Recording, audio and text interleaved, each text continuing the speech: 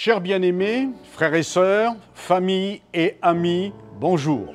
L'Union des Assemblées de Dieu de Martinique est heureuse de vous présenter ses vœux pour cette nouvelle année 2022.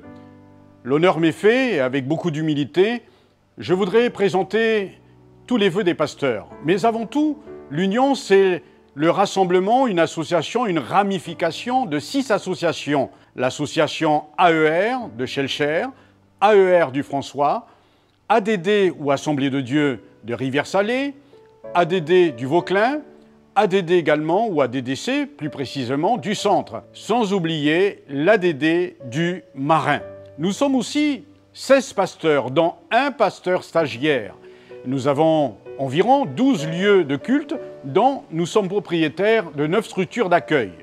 L'Union, c'est aussi environ 2000 à 2300 membres, nous préciserons ça à la prochaine Assemblée Générale. Voici ce que peut être l'Union. L'Union a un rôle de coordination, de relais d'information, de supervision dans des programmes communs. L'Union au niveau départemental de la Martinique, au niveau national et au niveau également international.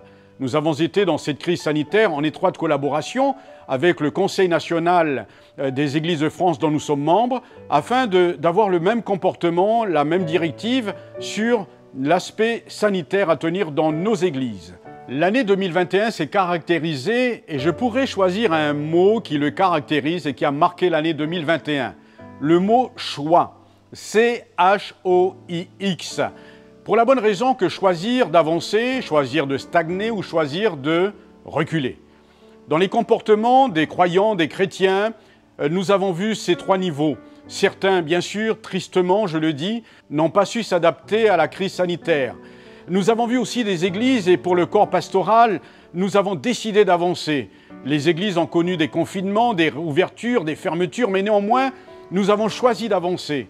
Ce qui a marqué aussi, c'est l'adaptation au numérique, au digital, et nous bénissons Dieu pour le couple que Dieu nous a amené aussi au niveau de cette perspective, ce défi à relever, et nous sommes présents aujourd'hui dans cet outil moderne afin d'impacter et évangéliser autrement.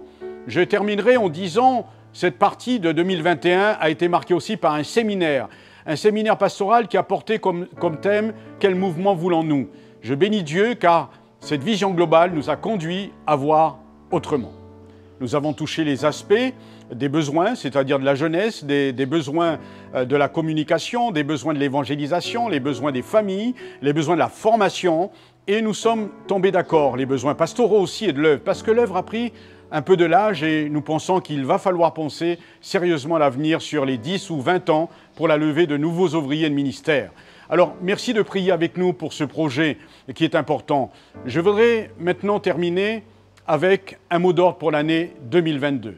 Je propose la lecture de la parole dans l'Évangile de Marc, chapitre 9, le verset 21. Jésus lui dit « Si tu peux, tout est possible à celui qui croit. Si tu peux, tout est possible à celui qui croit. » C'est mon mot d'ordre cette année.